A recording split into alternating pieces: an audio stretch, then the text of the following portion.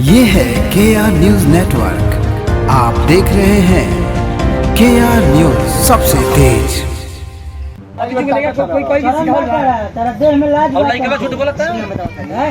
हम जो पहले सुनते हैं तो ये ठीक है, बात ये खराब नहीं है। ठीक है, बात आगे ठीक है, अब ये 3 सेकंड के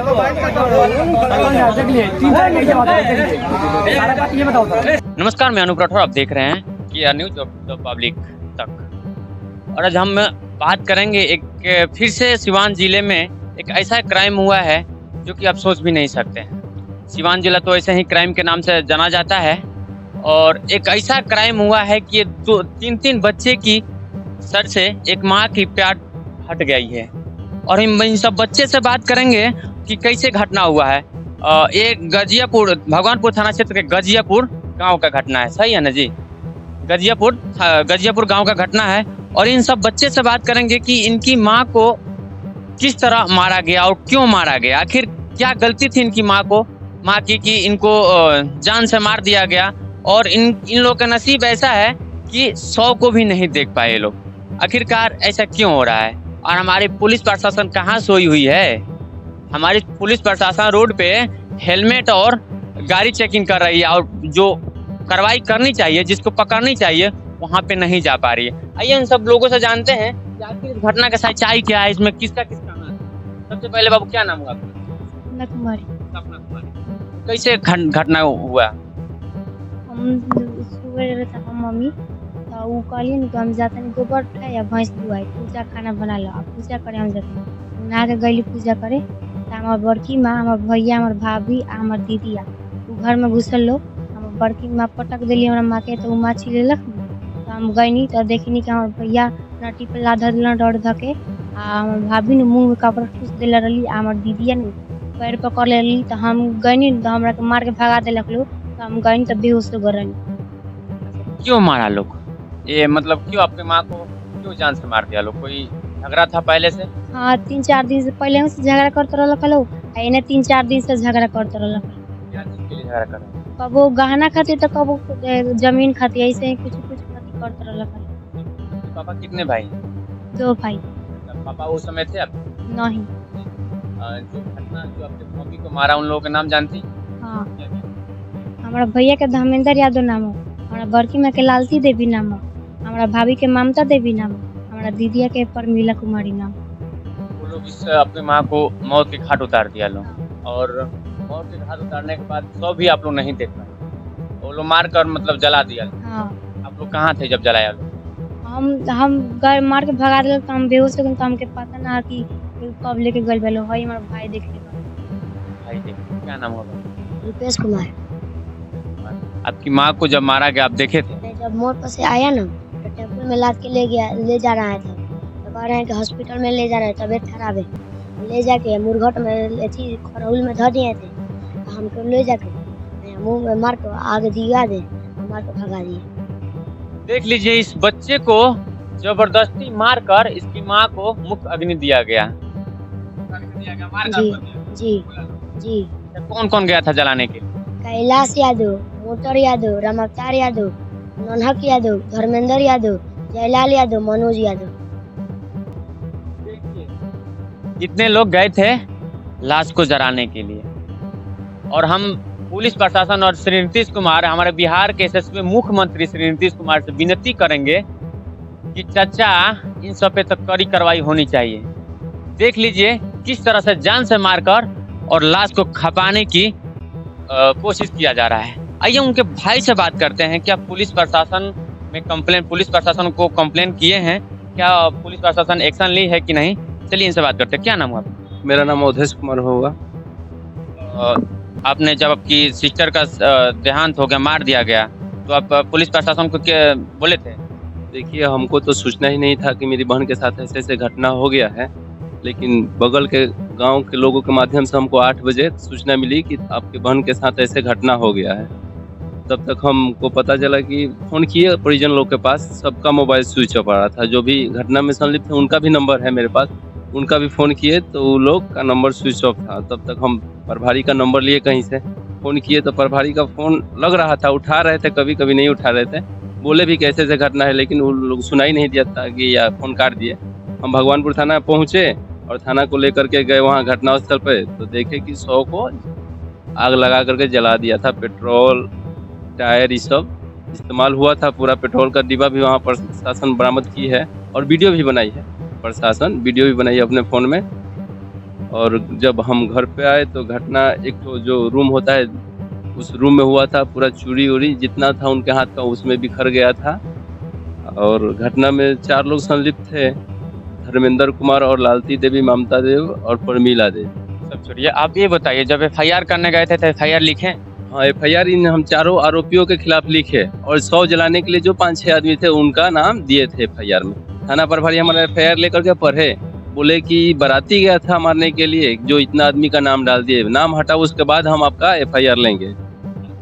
हाँ, थाना प्रभारी पंकज पासवान जी, पंकज पासवान जी इस तरह से बेईमानी और चोरी की तरह करेंगे तो ऐसा नहीं होगा। ईमानदारी से गरीब लोगों को इंसाफ दिला दीजिए। अब से विनती है, हाथ जोड़ कर विनती है कि इन सब विवश बच्चों सबको इंसाफ दिलाने का प्रयास करिए। ये देखिए, ये लड़की है, इनको भी एक बहन को, आपके घर में बेटी बहन होगी इनके जैसे, इनको इंसाफ दिलाने का काम करिए।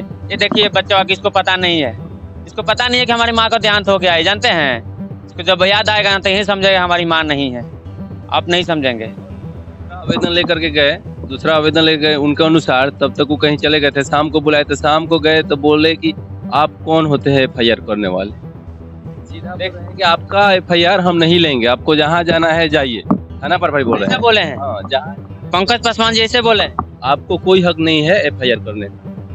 शायद आप भूल रहे हैं कि यही जनता की पैसे से आपको सैलरी दिया जाता है। आप कहीं ना कहीं भूल कर रहे हैं। पंकज पासवान जी आपसे कह रहे हैं, अगर सुन रहे हैं ना तो इस पे कड़ी से कड़ी इन लोगों को सजा मिलनी चाहिए जो इस घटना को अंजाम दिया है। कह रहे हैं कि तुम्हारा बहनोई है, उसी के बयान पे FIR हम लेंगे।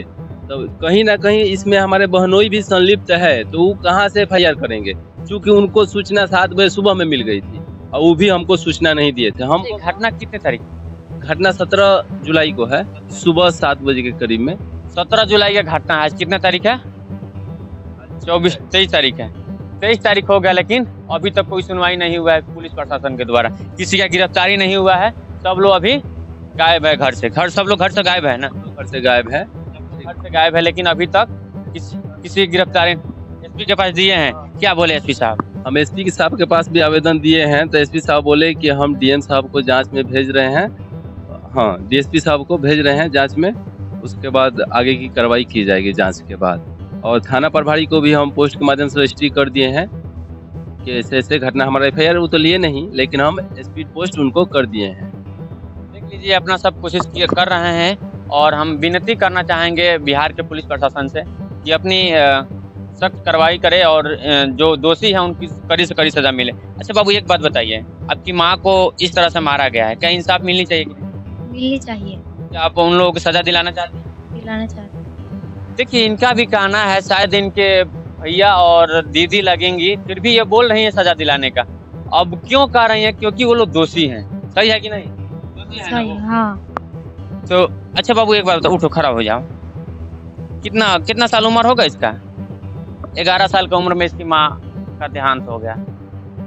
जरा सोचिए इस बेटे के ऊपर क्या बीता होगा। एक माँ का प्यार कौन दे सकता है एक बेटे को? ये देखिए, ये भी है, 7 साल का बच्चा है ये। इसको पता भी नहीं है कि हमारी माँ का देहांत हो गया, हमारी माँ मर चुकी है। अब इसको जब माँ की याद आएगा तो क्या करेगा?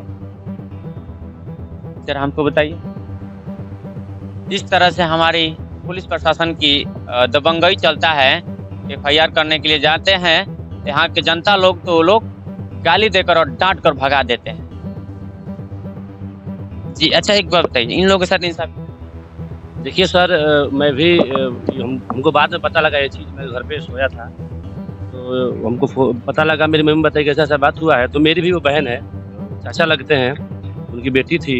गांव में पली बड़ी है, हम लोग पूरा समाज, पूरा गांव उसके इंसाफ के लिए लड़ रहे हैं। बॉस, सबसे बड़ी चीज़ है कि माननीय मुख्यमंत्री जी का एक नारा है कि बेटी बचाओ बेटी पढ़ाओ और नारी सुरक्षा। लेकिन हमको नहीं लगता है कि किसी भी प्रकार का प्रशासनिक अधिकारी, आज घटना 6-7 दिन हो गया जहाँ तक मुझे जानकारी है, और मैं कंटिन्यू अवधेश जी के साथ जा रहा हूँ हर जगह पे, लेकिन कहीं भी प्रशासनिक अधिकारियों का एक्टिविटी नहीं है इसमें। 6-7 दिन हो गया, अपराधी खुलेआम घूम रहा है, किसी का गिरफ्तारी नहीं हुआ अभी तक। अगर जाइए प्रभारी के पास तो हम यहाँ आए हैं, हम वहाँ आए हैं, हम कल भी हम गए हैं, एक दिन और गए थे, लेकिन हमको नहीं लगता है कि प्रशासनिक अधिकारी जो भगवानपुर थाना अध्यक्ष हैं इसके बारे में कोई अभी तक एक्शन लिए हैं। अगर एक्टिव रहते तो अभी तक गिरफ्तारी हो चुकी होती उनकी। दूसरी चीज कि कोई भी बॉडी शरीर से दुबली पतली थी नहीं, कोई भी बॉडी जलने में 3 घंटा 2.5 घंटा समय लगता है जलाइएगा तो, लेकिन अगर 40-45 मिनट में उसका बॉडी जल जाता है तो आप भी समझ सकते हैं कि कैसे जला वो। वहाँ से पेट्रोल का डिब्बा बरामद हुआ है, टायर ट्यूब बरामद हुआ है, हर एक चीज वहाँ से बरामद हुआ है। पर प्रशासन महोदय ने वहाँ से, थानाध्यक्ष जी ने वहाँ से उठाया सारी चीज, लेकिन फिर भी ये जाते हैं FIR करने के लिए और बोलते हैं कि भाई आपके मन से FIR नहीं होगी। तो एक बात बताइए हमको कि पटीदार को इतना हक कैसे हो गया कि मायके में खबर नहीं गई, हस्बैंड नहीं आया और आपने दाह संस्कार कर दिया। ठीक है, अगर बीमारी से मरी है तो हमारा तो फर्ज बनता है ना जी, हमारी बहन बेटी है तो हमको सूचना मिलना चाहिए ना कि आप आइए, आपकी बहन बेटी मरी हुई है, आप आके मिल लीजिए।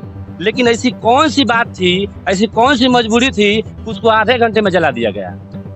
और प्रशासनिक बड़ी अधिकारी, अब ये SP साहब के पास गए थे, हम भी गए थे तो उस दिन नहीं मिले SP साहब, लेकिन दूसरे दिन जनता दरबार में गए हैं, लड़की का गवाही हुआ है तो बोले हैं कि DSP साहब को हम आदेश दे रहे हैं जांच करने के लिए। लेकिन 6-7 दिन हो गया, अभी तक ना गिरफ्तारी हुई। मुख्यमंत्री जी, DM साहब, SP साहब, जितने भी बड़ी अधिकारी हैं, आप सबसे रिक्वेस्ट है, मैं गाँव का उसका भाई हूँ, उस बच्ची को, उस लड़की को न्याय मिलना चाहिए, क्योंकि इन तीनों का आधार कोई नहीं है और इन तीनों को यहाँ पर इसलिए रखा गया है कि अगर ये लोग भी वहां जाएंगे तो हो सकता है कि वैसी घटना इन लोगों के साथ हो जाए। देखिए, ये डर के मारे अपने ननिहाल में आए हुए हैं सब बच्चे, कहीं ना कहीं इनको भी मार दिया जाए। जी आपके जान जी, ये लोग इन लोगों को धमकी भी दे रहे थे कि अगर तुम सच्चाई बता दिए तो तुमको जान से मार दिया जाएगा। अच्छा बाबू, धमकी कौन कौन दे रहा था? धर्मेंद्र यादव, ममता देवी, लालती देवी। क्या बोल रहे थे? कह रही थे सच कह दिया नु हार से मर गई है, सच बतेबा नु तो तोहरो के मार दी। जरा बच्चा, इसकी माँ मरी है और ये सच नहीं बताएगा क्या? जरा सोचिए, सच नहीं बताएगा। बाकी यहाँ सिवान जिला के जितने बड़े पदाधिकारी हैं उन सबसे हाथ जोड़कर विनम्र निवेदन यह है कि आप इस जो घटना घटित हुआ है इस पे एक्शन ले और इन लोगों का इंसाफ दिलाइए। बाकी मैं ज़्यादा कुछ नहीं कहूँगा। कैसा लगा मेरा प्रयास कमेंट बॉक्स में बताइए। तो तक के लिए जय हिंद।